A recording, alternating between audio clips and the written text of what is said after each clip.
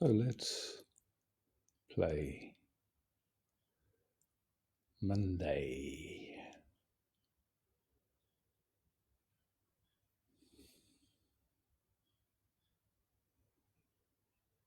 The deepest inquiry is really, who am I?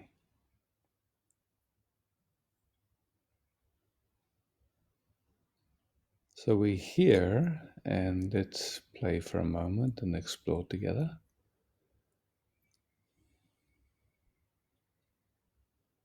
There's experiencing in waking state and dream state, deep sleep. It all seems to disappear.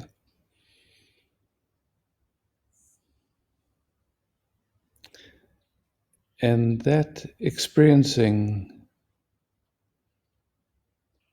is filtered through conditioning, old traumas.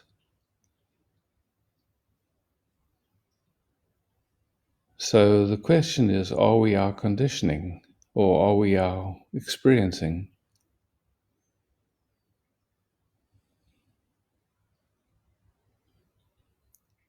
We can recognize that there is awareness in which all experiencing happens, which includes time, space, matter, energy. That's all perceived through the senses and appearing in something that we can't really say what it is. So we have a sense of I,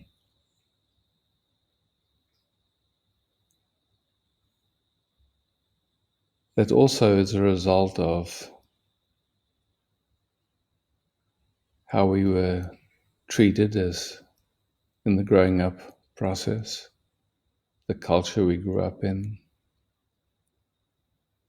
the habits of our attention.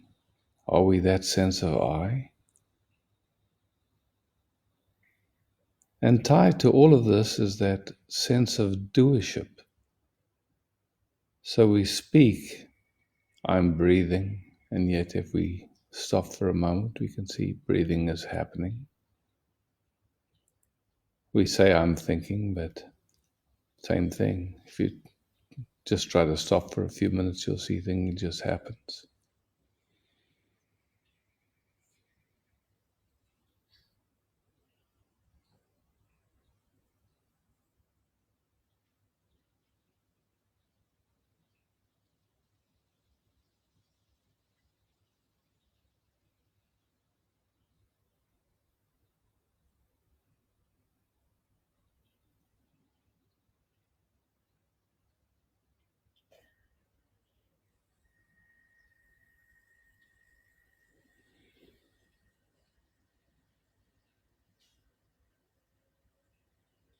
It looks like we can do things,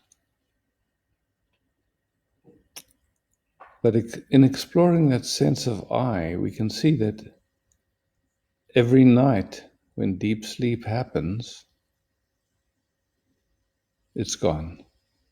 Dream state, yes, still some sense of I, but in deep sleep, it's gone.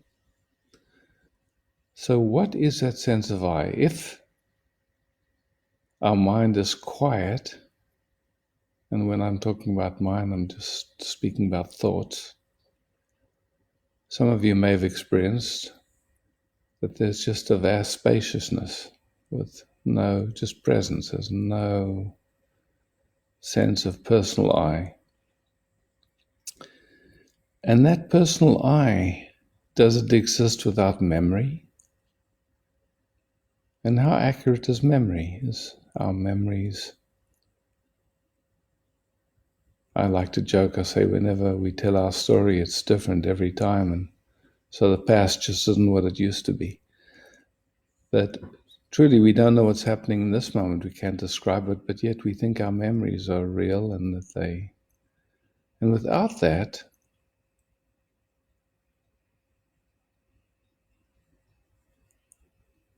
well, just looking deeper into this personal sense of I, there's a certain habit of attention. Some people call it a dualistic habit. which most of us have been conditioned into.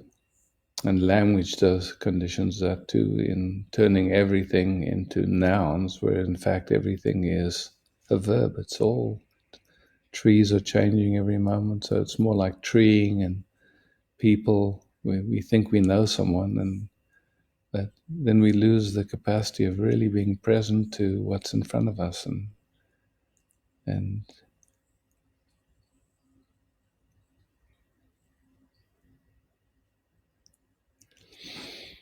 anyway, so for me, it seems like that sense of I is an activity. When that activity stops, there's just presence. So then the question is, does that activity have the capacity to act? Does it have doership?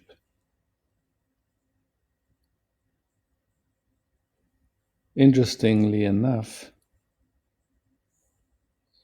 the latest research, or it's actually not that recent anymore, but shows that decisions and choices happen in the brain, and then we become conscious of them and we say, oh, I did it. But actually, just all seems to be happening by itself. When we think or believe in personal doership, then when we see another expression of life functioning in a way that we think could be different or better, our means of letting them know that is by becoming upset with what we call them and using that upset to try and get them to be different.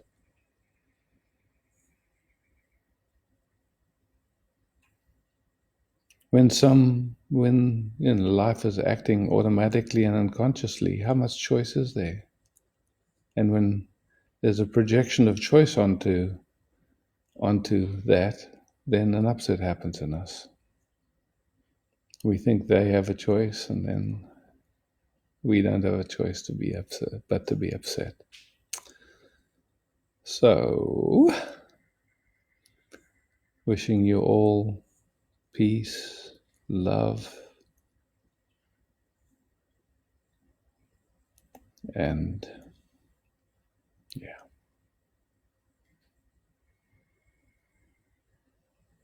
enjoying this amazing capacity to be alive and experience life. Ciao for now.